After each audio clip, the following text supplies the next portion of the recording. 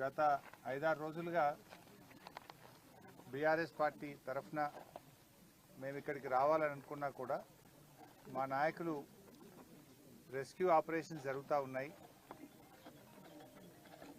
పనిచేస్తున్నప్పుడు వాళ్ళకి డిస్టర్బ్ కావద్దనే ఉద్దేశంతో కొద్ది రోజులు ఆగి వెళ్ళాలని చెప్పడంతో మేము గత 4-5 రోజులు వెయిట్ చేశాం. అయితే ప్రభుత్వం మాత్రం చూస్తూ ఉంటే ఎట్లా ఉందో మీరందరూ కూడా చూస్తున్నారు. హెలికాప్టర్లో వస్తున్నారు, హెలికాప్టర్లో పోతున్నారు, సమన్వయం చేయలేకపోతున్నారు. ఇప్పటికీ 6వ రోజు తర్వాత కూడా ఒక స్పష్టత ఇవ్వలేకపోతా ఉంది ప్రభుత్వం.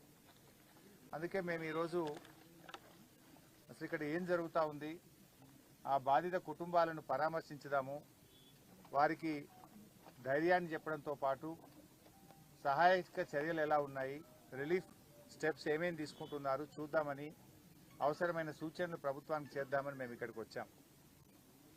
ఉదయం సరే మాతో వచ్చిన నాయకులను అలో చేయమంటే చాలామంది మాజీ శాసనసభ్యులు, మా ఎమ్మెల్సీలను కూడా లోపలికి అలో చేయకపోతే వాళ్ళందరూ బయటే ఉండిపోయినారు. కోటిరెడ్డి ఎమ్మెల్సీ గారు, నవీన్ ఎమ్మెల్సీ గారు, మాజీ శాసనసభ్యులు అందరూ కూడా మేము సహకరించాం.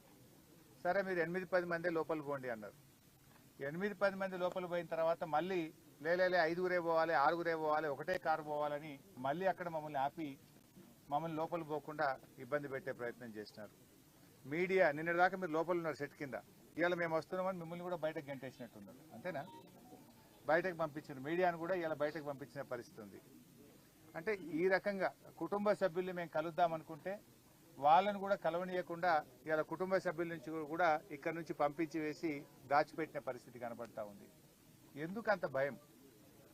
ఇవాళ ఒక ప్రతిపక్షం వస్తే ప్రధాన ప్రతిపక్షంగా బాధ్యతాయుతంగా మేము ఆ కుటుంబాలను ఓదార్చాలని, వారికి ధైర్యం చెప్పాలని, మాకు తోచిన సూచనలు ప్రభుత్వానికి ఇవ్వడానికి వస్తే ఎందుకు ఈ రకంగా మమ్మల్ని అడ్డుకునే ప్రయత్నం చేస్తున్నారో ఆ కుటుంబ సభ్యుల్ని దాచిపెట్టే ప్రయత్నం చేస్తున్నారు.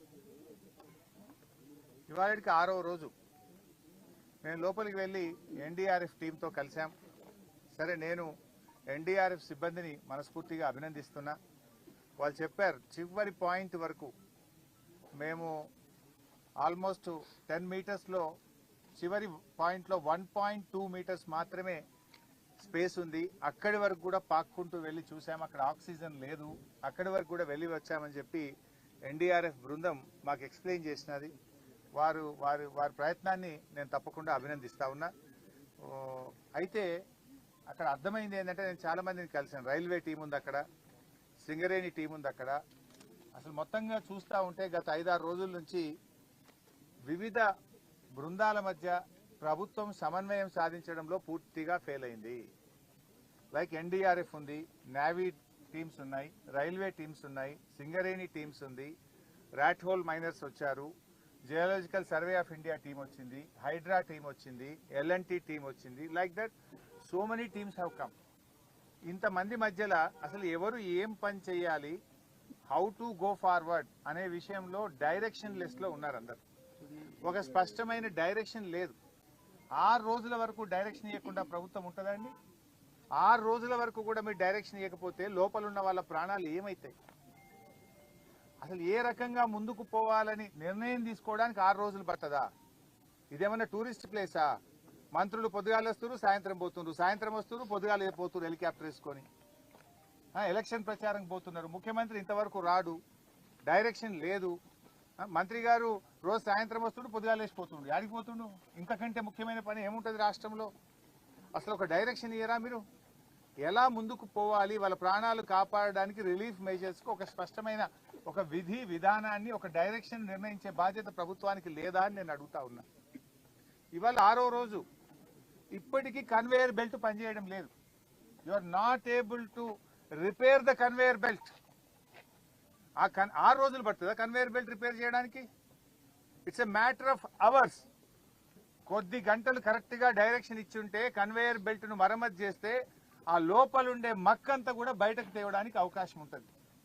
అది ఎందుకు లేట్ అవుతుందో, మరి ఎక్కడ డైరెక్షన్ మిస్ అవుతుందో నాకు తెలియదు.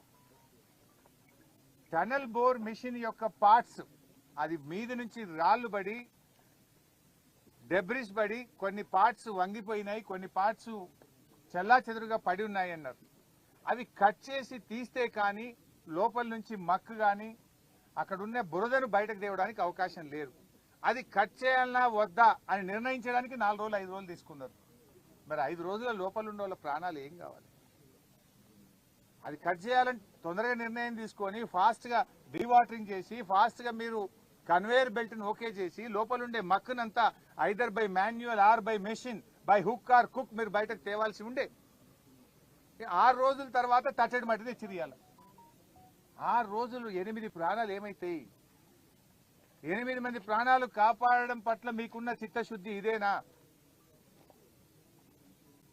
అసలు ఏం జరుగుతుంది? అసలు డైరెక్షనే లేదు మీకు ఇంతవరకు. గా బెల్ట్ ఇప్పుడు మంత్రి గారి స్టేట్మెంట్ నేను టీవీలో చూశాను. 2 రోజుల్లో అంతా అయిపోతుంది, ఆపరేషన్స్ బయటకు వస్తారు అని మాట్లాడాను. నేను అక్కడ అందరితో మాట్లాడాం. మా జగదీష్ అన్న చెప్పినట్టు లేబర్తో మాట్లాడినాం, వెల్డర్స్తో మాట్లాడినాం, జేపీ ప్రతినిధులతో మాట్లాడినాం, రాబిన్సన్ ప్రతినిధులతో మాట్లాడినాం, ఎన్డీఆర్ఎఫ్ టీంతో మాట్లాడినాం, అందరితో మాట్లాడినాం చాలా ఓపికగా. అసలు కన్వేయర్ బెల్ట్ ఎప్పటి వరకు అవుతుంది అని నేను అడిగితే 2 రోజులు పట్ట